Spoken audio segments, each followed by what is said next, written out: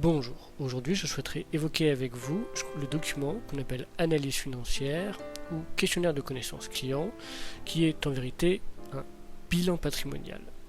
En effet, lors de la souscription d'un contrat d'assurance vie, le conseiller va poser au souscripteur assuré, par exemple moi, des questions sur sa situation financière, sur sa situation fiscale, sur sa connaissance en matière d'unité de compte, sur ses connaissances économiques, sur ses connaissances juridiques, sur ses connaissances fiscales. À quoi cela sert-il de répondre exactement? Eh bien, d'une part, le fait que le conseiller remplisse un questionnaire de connaissances client, ou plus exactement un bilan patrimonial, est une obligation légale qui permet à ce dernier s'il y avait une réclamation concernant la signature d'un contrat d'assurance vie et notamment sur l'allocation d'actifs, qui permet au conseiller de montrer au juge sa bonne foi en disant qu'il a proposé une solution d'épargne, une solution d'actifs, d'allocation d'actifs, en fonction de la situation globale et des connaissances globales du souscripteur assuré. Dit autrement, le bilan patrimonial permet au conseiller de démontrer qu'il a bien donné un conseil qui est en rapport avec le niveau de connaissance et le niveau du capital du souscripteur assuré. Prenons un exemple. Si le conseiller me demande si j'ai déjà eu des UC, si je sais ce que c'est, si je connais les risques des UC, si j'ai des bonnes connaissances fiscales, si j'ai de bonnes connaissances économiques, eh bien ce dernier pourra me proposer une répartition, par exemple, d'assurance vie sur la gestion pilotée, vous savez, c'est la gestion réseau qu'on a vu déjà sur la chaîne, soit via un modèle équilibré, soit via un modèle dynamique.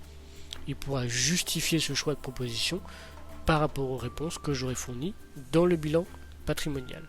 Si maintenant je répondais que je n'avais absolument aucune connaissance fiscale, aucune connaissance économique, aucune connaissance juridique, ce dernier, s'il me propose par exemple un choix de gestion pilotée avec dynamique, donc très risqué, eh bien il ferait un défaut de conseil qui me permettrait à moi de démontrer donc, ce défaut de conseil.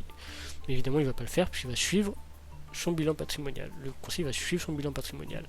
Donc vraiment le bilan patrimonial, à quoi sert-il? Pourquoi est-ce qu'il nous oblige à répondre à des questions?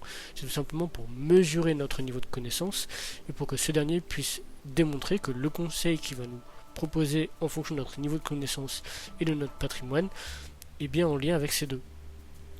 C'est-à-dire, comme je l'ai montré tout à l'heure, qu'il ne va pas faire une proposition démesurée. Si moi j'y connais rien, il ne va pas me proposer du dynamique, il va plutôt me proposer un profil prudent.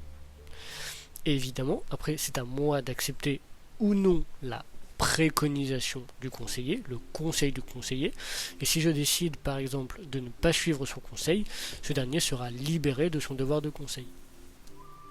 En quelque sorte, le bilan patrimonial permet au conseiller de déterminer le profil de risque prudent, équilibré, dynamique de la personne qu'il a en face de lui, c'est-à-dire du prospect, du souscripteur.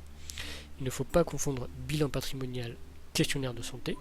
Le bilan patrimonial, c'est une forme de questionnaire qui porte sur la situation fiscale, patrimoniale, économique du client et son niveau de connaissance fiscale, patrimoniale, économique.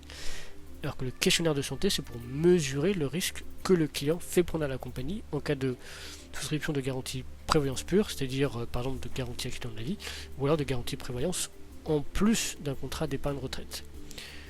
Aujourd'hui, il n'existe plus de questionnaire de santé pour souscrire un questionnaire d'assurance vie ou d'épargne retraite pure, comme le PER pour épargne retraite.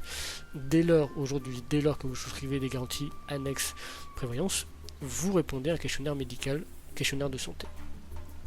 Il y a très longtemps, même en cas de souscription d'un contrat d'assurance vie, les compagnies demandaient à leurs souscripteurs de répondre à un questionnaire de santé. Pourquoi? Pour mesurer, pour savoir à peu près quel était le risque que le souscripteur meurt dans les premières années de la souscription du contrat.